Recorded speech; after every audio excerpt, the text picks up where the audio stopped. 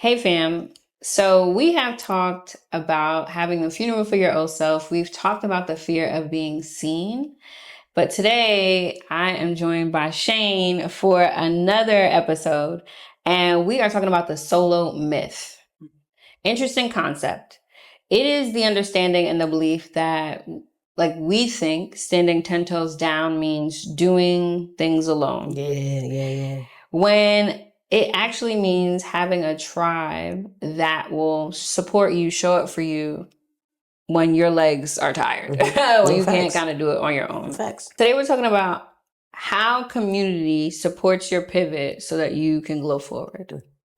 And thank you, Shane, for being back. Thank you for having me back. I will always welcome the invitation. Pull up. It's always a vibe. So if you haven't seen our other episodes, we've done 2 for the From the Ground to the Crown podcast.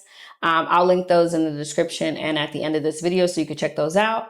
We're just going to talk about how community ties into kind of being like the cure for if you're stuck in a pivot, if you're stuck in a season where you don't know what to do next or how to do things. You've got your people. Yeah, for sure. And in our last episode, we spoke about support as a verb, how we show up for our friends in different seasons. So let's talk about how do you find friends who don't judge off seasons? What do you know now about that?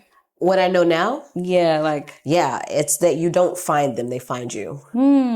Right? Like, you don't go out seeking friends that are going to give you grace and, that you kind of have to explain why it's okay for you to take the time that you need, right? You take the time, and I think how you view that time for yourself also impacts how people view that time objectively, right? So if I'm carrying myself with grace and saying, hey, I need a break, and giving myself the time, the space, the resources to rest. Yeah. Then when people see that, because I'm not down talking it and I'm not talking negatively about myself and the time that I took, then they're able to see it in a positive way as well. Say, oh man, that's so inspiring that you take time for yourself. What you do for yourself. Yeah. How can I tell me more? Show me more. And I think there's a fine line there, but I think in being able to share that with them, right? I think it's easier for them to then see like, oh no, this is actually something okay. And like, I admire this about my friend. I'm going to hold space for my friend to do this thing and take the space that they need. But you can't find, I don't think, the friends that like, you really need in the seasons that you need them in. I absolutely agree with that. I don't know if you can find them either. I think they exist. They do. Yeah. They exist for sure. Here. Facts. I think for me, it's, even if the friend that you have isn't there yet, right? Some of our experiences are for the first time. They've never experienced a friend like me who may have we save space for that. But if you are looking for people who don't judge you in your off seasons, sometimes people will evolve to that. Based on your experience with them learning from you. Right? 100%. I think communication plays a big part in how you experience these types of people, these types of friends. And so I've asked friends to maybe look at my off season in a different way or gave them better understanding so that they were able to embrace it, not taking things personal. Yeah.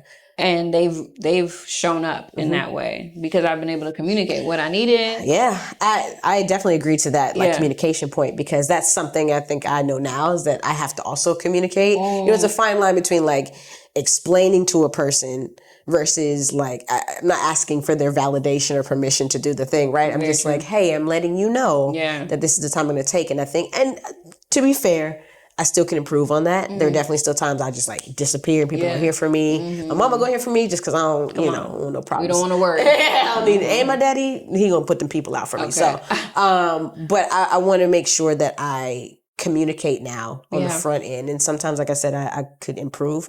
But I think the communication, is essential, because then people they don't take it personal. And you've kind of already managed their expectation around. And we all have unspoken expectations in friendships and relationships, right?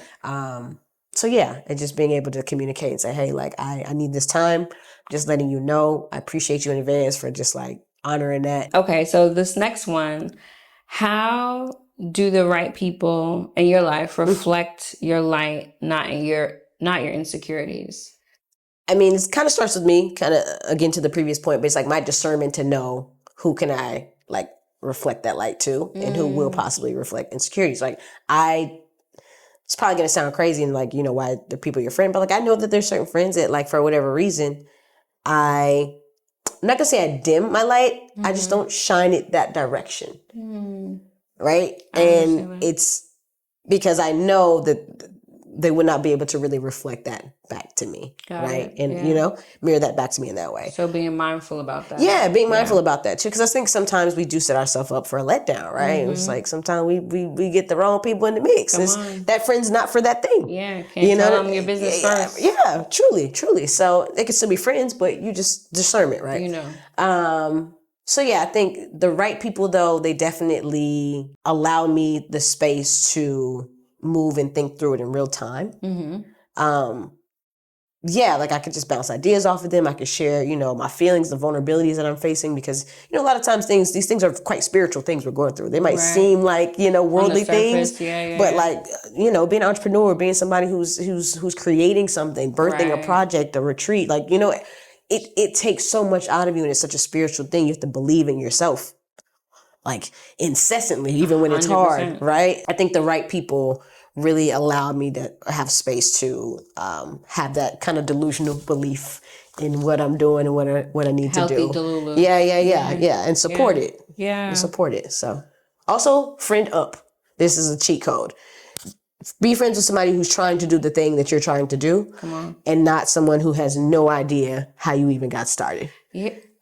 You can't appreciate starting anything. Friend over. Sometimes the direction ain't here, but it's here. Yep. And it's like, okay, now I can widen my impact because now I have these people in my circle. You kind of mentioned this earlier when we talked about the first question, how do you find friends who don't judge your off seasons? Doing it and kind of showing people that you do it, showing people that it's something that people do, I think is important, especially when it comes to people that that reflect your light and not your insecurities. It's people who don't reflect their insecurities. Correct. Nobody, like, it's so challenging to be friends with someone who is a projector. It's very challenging. Not that it's impossible because we all have these experiences, right? But it's such a challenge because it's like, you can't even see that you're the light. So if you're experiencing people that you have in your circle that you feel like reflect your insecurities more than your light, I think it's important to just discern and take a look at that so that you can become self-aware enough to know you've got options. It's that self-awareness. Yeah, once you are self-aware and then you become honest with yourself. You recognize that you have options. You can do things. You have tools. Agency. Internal authority. You can do whatever. I think to this point, if you have people around you who are not reflecting your light, it's worth taking a look at because it makes a difference from people who reflect your insecurities. How does having community make the unknown feel less like a threat and more like an adventure for you? Or what do you know now about that? That it's really okay to ask for help. And that, we know we can't do it alone. We're social creatures. Everything we do requires another human being to be a part of. Right. So letting go of this idea that like it has to be all me. I think a part of that is also letting go of control. That's another conversation for another day. Okay. But I think part of it comes that like the need to just take it all on, right? And do it all because you want to control the outcome because you care so much about it. You're so passionate about the thing. Absolutely. But I think when you have people that can kind of bear that load with you, it makes the unknown almost like an adventure, right? Because you're doing it with people that you love. You're doing it with people that love you. And then, it doesn't feel so scary anymore. Yeah. Because you've got that community. You got some riders with you. When you pause, you recognize that you don't have to do it all on your own, that it's not all on you. And that's one of the reasons why I created Glow Forward, right? Was for us to be able to pause real quick and recognize that there are people out here like us, that there are people out here doing, things that we've done and things that we've never even thought of. And being able to like sit with that right? And shift our perspective. So when you are around community who is also exploring their unknowns, it makes you feel like even if you haven't done the same thing that I've done, you have dealt with the same spiritual energy, the same challenge that I have. And you can lend a hand, if not of support, then of encouragement. 100%. There's more empathy when you're able to be around community who makes you feel like not normal, but like that it's the norm. That is the norm. Yeah. That is the norm. Like what you're doing, what you're exploring, pushing yourself to do things that you've never done before, moving across the world. They also are like, yo, that's on a, do that. Yeah. Being around like people that's the norm for them.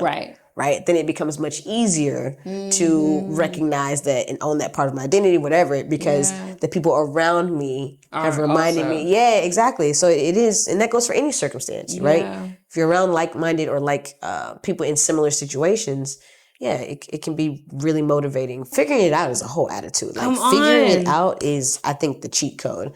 When you're married to what you think it's going to be, then you already lost. Right, exactly, because then now every derailment from that is going to feel like, some sort of letdown.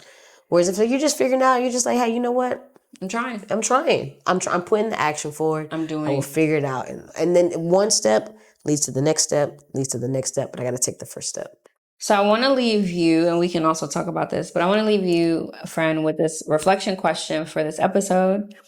Who in your life currently makes it safe for you to be human, not just productive?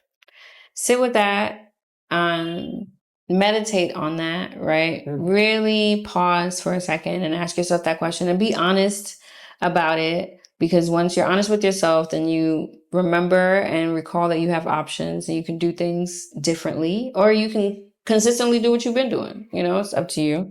And drop it in the comments if you feel like sharing. I would love to read your comment and reply to all of them. Shane, what does that look like for you? Who in your life currently? Yeah, and maybe this is actually a point of reflection for me, because as I think about this question, I'm like, I mean, I would say probably my mom right now. Nice. I made an intentional effort that I was going to try to text her more every day and that kind of thing.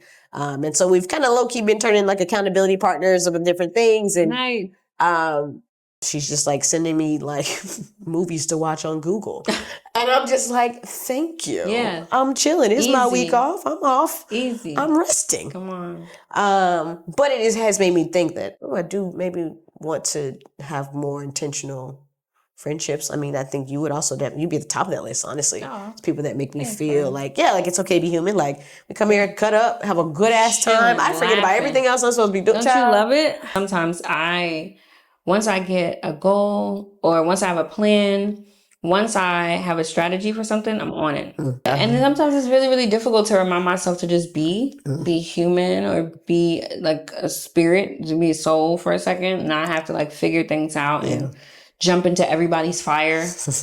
Even last week, Dean was reminding me, he's like, yo, chill. Like, I need somebody on my team that's like, not like, oh, well, you do it in 2 hours or something, not pushing me to push myself. You do enough, yeah.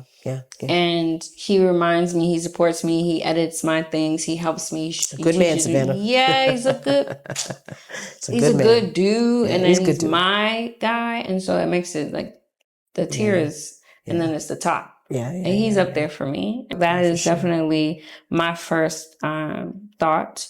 But also friendships like this, like you said, makes it easy to be grateful and recognize that I have a great community. I have constant reminders of people showing up for me with ease.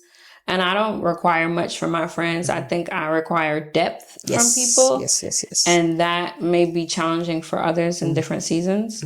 But the people that are my friends, the people that I'm in friendship with in relation to, they remind me that it's safe for me to be human. So like I said, drop your reflection question answers in the comments and I will definitely respond and read it.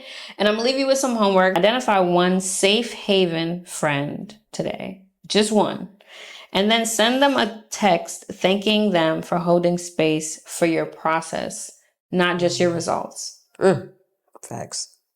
One friend. We'll call them the Safe Haven friend. Safe Haven, love that. Yeah. And just text them thank you for love that space. I really appreciate you for watching. This is definitely one of the ones, definitely a unique episode. And I'm really, really grateful that you added your razzle dazzle here, friend. Thank you. It's so organic. Yeah. You know? I appreciate y'all for being here for day 18, which is crazy on this 100-day journey. And if you guys want to do some deeper work, I have my Glow Forward retreat coming up in July here in Thailand. So I hope that you join us and do some more of this work. And if nothing else, I'll see you tomorrow for day 19. Peace.